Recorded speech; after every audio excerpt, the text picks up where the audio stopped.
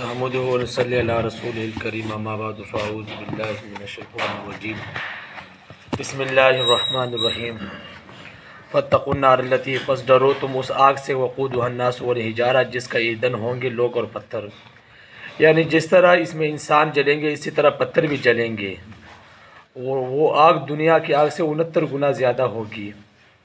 وعدت للکافرین تیار کی گئی ہے کافروں کے لیے، منکروں کے لیے جنہوں نے ہٹ درمی اختیار کی اور کفر کو اختیار کیا۔ یہ تو کافروں کا انجام ہوگا، اب ماننے والوں کا انجام کیا ہوگا؟ یعنی جو ایمان لے کر آئی اور جنہوں نے نیک اعمال کیے ان کے ساتھ کیا ہوگا؟ فرمایا وبشر الذین آمنوا، کہ آپ خوشخبری سنا دیجئے ان لوگوں کو جو ایمان لے کر آئے، وہ عامل الصالحات اور عمل اچھے کیے۔ کس چیز کی خوشخبری دیجئے؟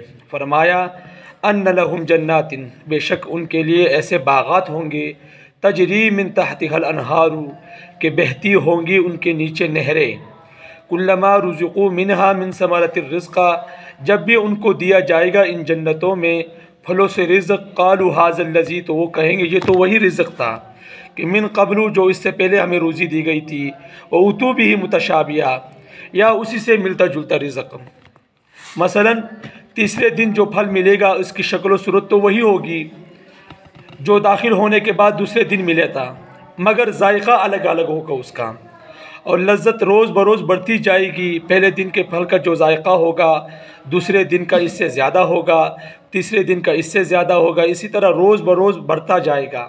مثلا اگر پہلے دن انار اس کو ملا تھا، اس کا ذائقہ تھا، لیکن جب دوسرے دن اس کو پھر انار دیا گیا، انار تو وہی تھا، وہی شکل و صورت تھی اس کی، لیکن اس کا ذائقہ جو تھا وہ بڑھ گیا تھا۔ اب جو دوسرے دن پھر تیسرے دن جب ملا اس کو انار، وہی شکل و صورت، لیکن اس کا جو ذائقہ تھا وہ اس سے بھی بڑھ گیا تھا، یعنی 3 گنا بڑھ گیا تھا۔ تو یہ دن بدن بڑھتا جائے گا۔ تو جس طرح کافروں کے متعلق فرمایا کہ فذوقوا فلن نزیدکم الا عذابا، پس چکو تم ہرگز نہیں بڑھائے گئے تمہارے لیے مگر عذاب ہی۔ کافروں کے لیے بھی یہی ہوگا کہ ان کا جو عذاب ہوگا وہ دن بدن بڑھتا جائے گا، یعنی کہ بھئی آج زیادہ تھا کل کم ہو جائے گا، نہیں، دن بدن بڑھتا جائے گا۔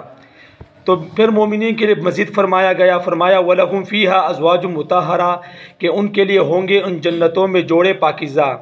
ایمان والوں کو وہاں حوریں بھی ملیں گی، دنیا والی عورتیں بھی ملیں گی، ان کا درجہ حوروں سے بھی زیادہ ہوگا۔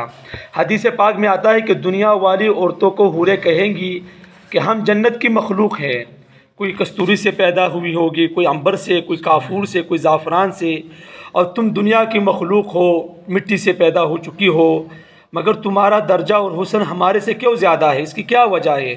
تو یہ عورتیں جواب دے گی لصلاتنا و صیامنا، مطلب کہ ہم دنیا میں نمازیں پڑھتی تھی اور روزہ رکھتی تھی، اس وجہ سے ہمیں یہ مقام ملا ہے۔ تو تم یہاں مفت میں کھاتی پیتی ہو، دنیا والی عورتوں کو نماز اور روزوں کی برکت سے اور دین کے سلسلے میں مشقتیں برداشت کرنے کی وجہ سے حوروں پر سرداری ملے گی، ان کا حسن و جمال حوروں کے اور حسن و جمال سے مات دے دے گا، مگر یہ شرط ہے کہ وہ مومن ہوں گی، کیونکہ آخرت کی کامیابی کے لیے ایمان شرط ہے۔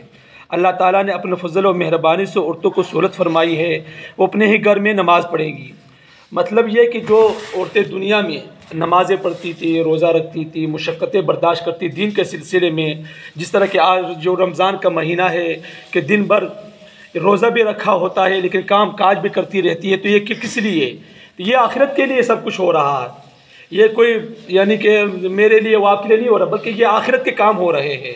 جو یہاں پر تیاری ہوگی ان کے پھر صلہ آخرت میں جا کر انشاءاللہ ان کو ضرور بضرور ملے گا۔ تو اللہ تعالیٰ سے دعا ہے اللہ تعالیٰ ہم سب کو اس پر عمل کرنے کی توفیق عطا فرمائے۔ وآخر دعوانا الحمدللہ رب العالمین۔